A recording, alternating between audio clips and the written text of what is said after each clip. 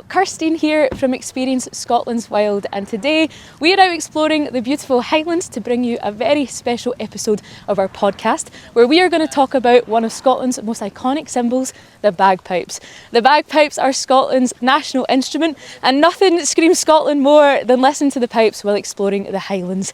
So today I'm going to go for a wee walk and a chat and talk about all things pipes with Grant MacLeod, also famously known as the Munro Bagpiper. So let's go meet him. Grant, hello. Hey, how you doing? Nice to meet you. How's things? You alright? I'm good, how are you? Yeah, brilliant. Thank you so much for doing this with me today, coming welcome. on our podcast. You're welcome.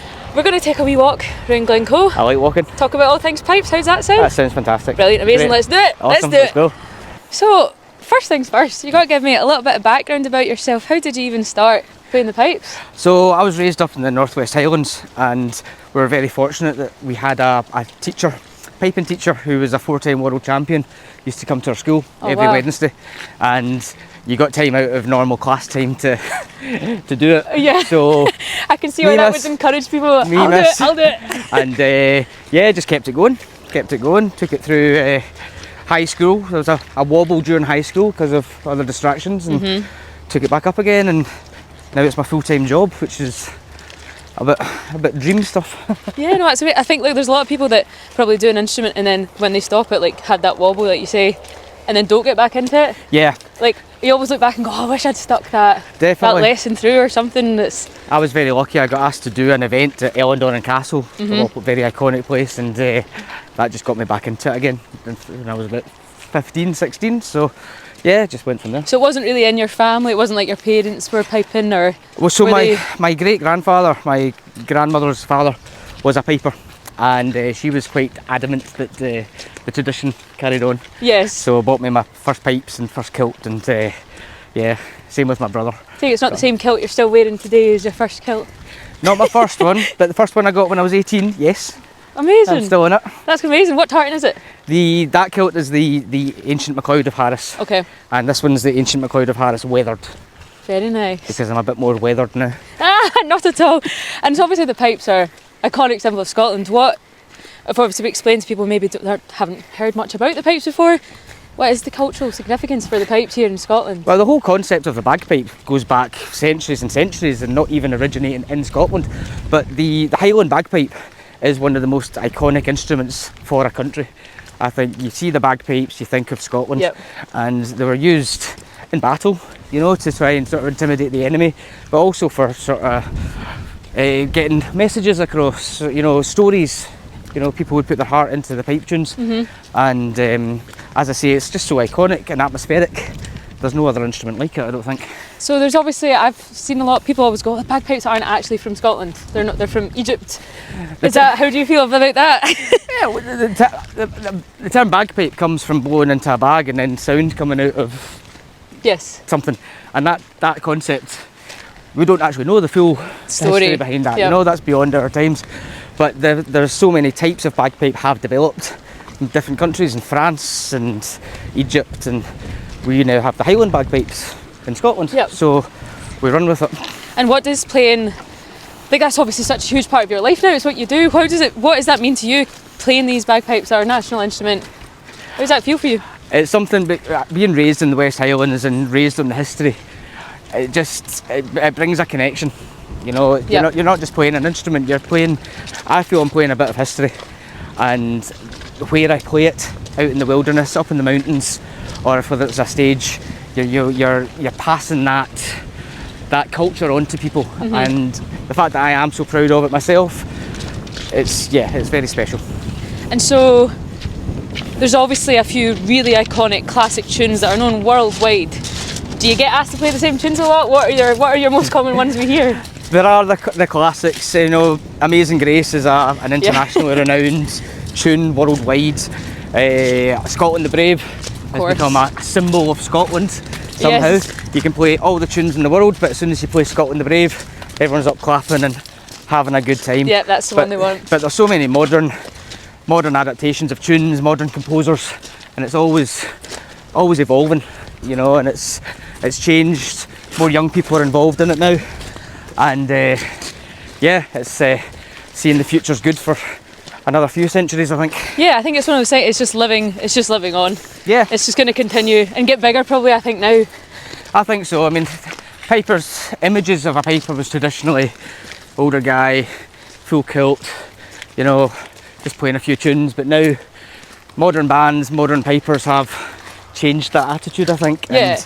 And it means so much more to people now, I think. It's got a whole new lease of life, I feel like, with all these modern bands and... Absolutely, and playing it in the right environment to, you know, a piper in Glencoe, that's how much more iconic can you No, get. it doesn't get any more Scottish than that. And me playing, I get goosebumps playing in places like this. Never mind the people that are listening to it. Yeah. They must... Have you had anyone cry? Yes. Like going, Yes. that is magical. Yes, and usually because it's good. Yes. Oh, but that's a good sign. How does it feel? So you play here. You're in Yeah. Glencoe all the time playing. Yeah. That Magic. must be magic. It is. No, it is. You can't describe it. It's just a feeling. The reason I got into playing the pipes up the Munros was because I was up a Munro one time and I thought, I wish I had my pipes with me. Mhm. So the next time I took my pipes up, and it was just that feeling of overseeing the land, seeing all the history, and hearing the echo, which is quite spine-tingling No, as I well. can imagine. And that's where the name Munro Bagpiper came Yes. from then. Yes. So if you climb a Munro, you've bagged the Munro. So Yep. Munro bagging is a term. So I thought I'd be very clever and say Munro Bagpiper. Bagpiper. I love it. It works. It must be really special, I think, for people from all over the world travelling here. This site's incredible as it is. But I can only imagine you're standing looking at this and then you see yourself playing the pipes Yeah. in such a beautiful way as well, and beautiful place. That is absolutely iconic. It's just... No, it is, and as I described, the pipes are like no other instrument. I could be playing the pipes here and somebody could hear them all the way down the glen, and just hearing it echoing off the hills, there's just something haunting, and you almost hear the ghosts of the past. Well, because Glencoe's, it's obviously stunning, but it's such like a historically significant place as well. Yeah. Like, It's kind of got that eerie feeling sometimes. Like so much of Scottish history, it's got major tragedy, and when you know the stories, you can feel it.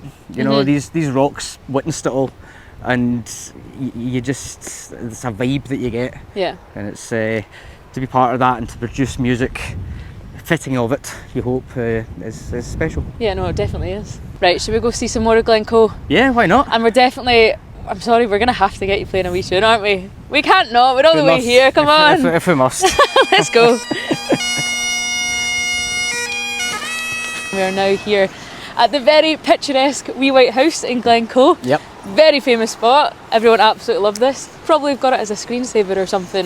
It's absolutely beautiful. Do you come here for playing quite a lot at all? Yeah, I'll come here now and again, play a few tunes. You'll get some buses arriving and they enjoy a wee tune with this background. Yeah. So it's, as you say, it's a very iconic and historic location. So Yeah. it's all tours sort of stop here and they'll get a bit of talk about what happened here. And I noticed that you play the Massacre of Glencoe, the tune. Yeah. Very famous song. Possibly what I listened to find out about this story was Yeah, probably one yeah. of the things, the lyrics of that song, that Yeah. kind of got me understanding what was going on here for the first time. And you play that? Yes, yeah, I play that. It's a famous song written by Jim McLean, made famous by the Corries, who Yep. sang Father of Scotland. And it's about the Glencoe massacre that happened here in 1792, which was a real scar on Scottish history and culture.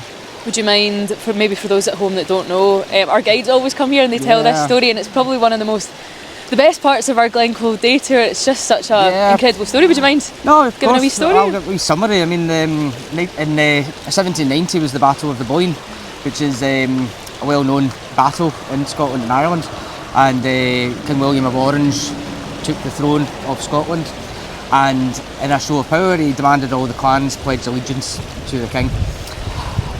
Through various reasons, we maybe won't know the full facts, but the clan chief of MacDonald here in Glencoe was late in getting to the location where it was to be done, and as a show against the defiance, they ordered the whole clan to be basically massacred, which was bad enough, but how it happened was that the government forces were coming through the glen and they were shown hospitality by the clan. They were looked after, they were fed and watered for days until the signal was given from Signal Rock, just up the hill there, to basically kill every man, woman and child under the age of 70.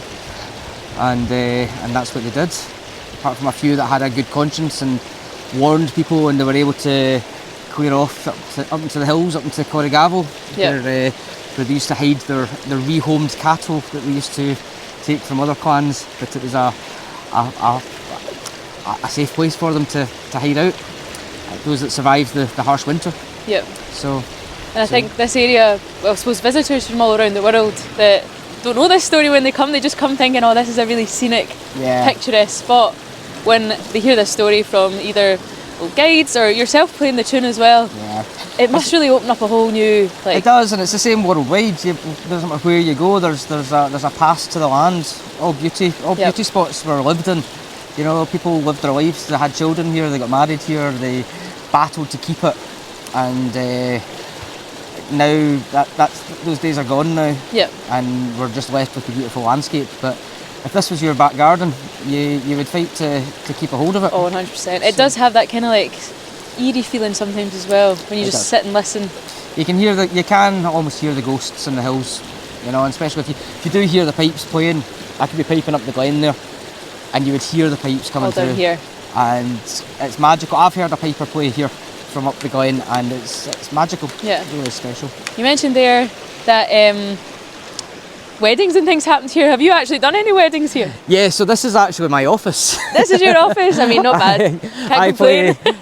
I've got about 30 weddings here this year in various spots in the glen. Couples come from all over the world and they elope. Sometimes I'm actually a witness for the wedding. Oh, wow. They're so small weddings. And it's just a beautiful place, just amongst all the mountains to get married. Yeah, it's magic. And it's not just weddings. Do you do... I do everything. Everything? I do everything. I've been used as an alarm clock for people, waking them up at 7 in the morning. I get used for birthdays. I do video messages for people all over the world. So if it's somebody's birthday in Utah, I'll play a tune from Glencoe for them. Wish them happy birthday, and they've got this sort of gift from Scotland. You know, and it's something that's quite unique for them, especially if they've got a little bit of Scottish heritage, 100%. which so many people do have.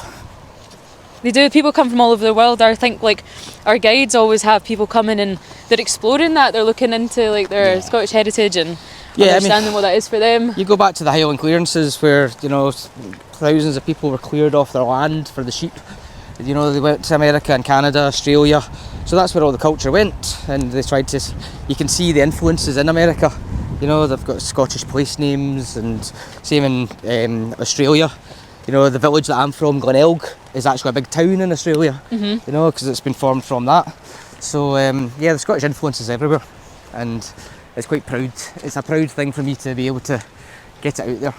And through your music as well? Through music and just exploring the country as well.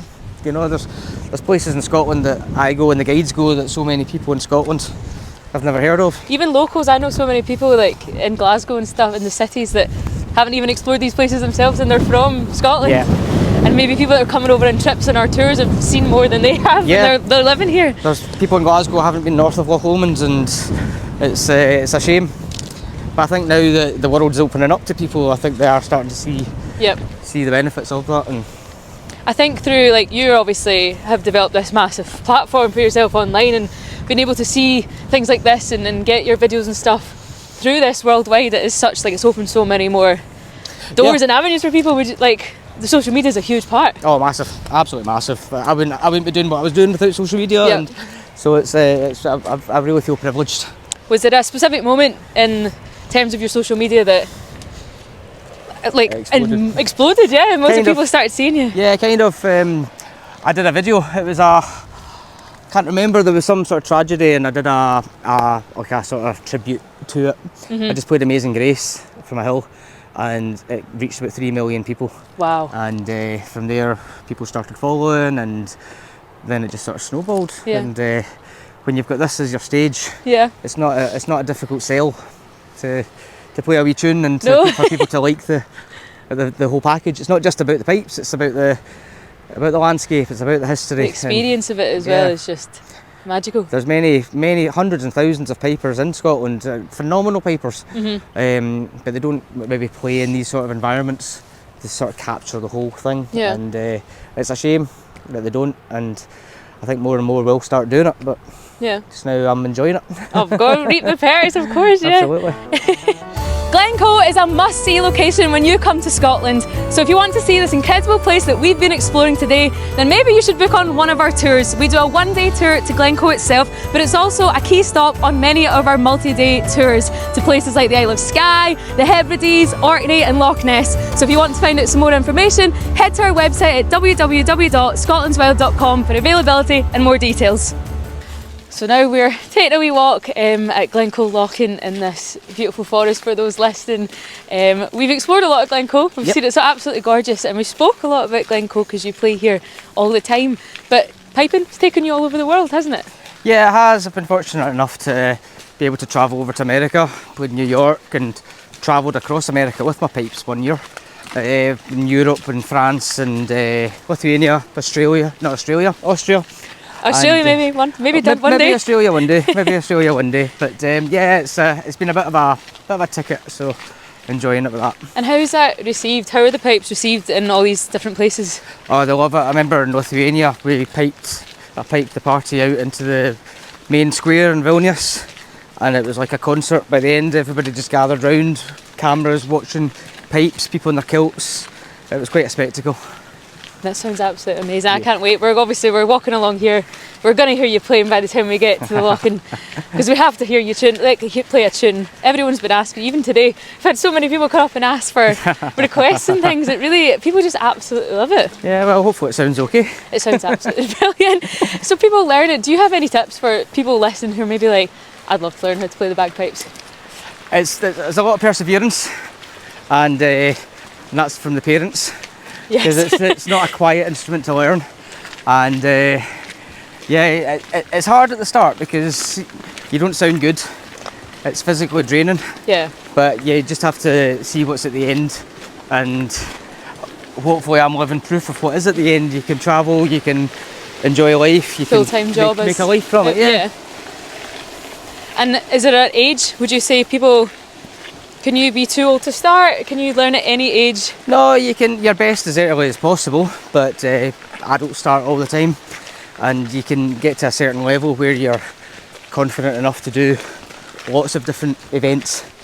Obviously, the younger you start, the better, but it's never too late. Do you think so? Obviously, like younger people as well. I feel like recently, like modern music and technology, I suppose, and sounds that are coming out now from loads of bands around Scotland. Yeah. Kind of using this trad fusion sound. Yeah. How do you think that's played a part in like young people and bagpipes, and how it's really modernised it?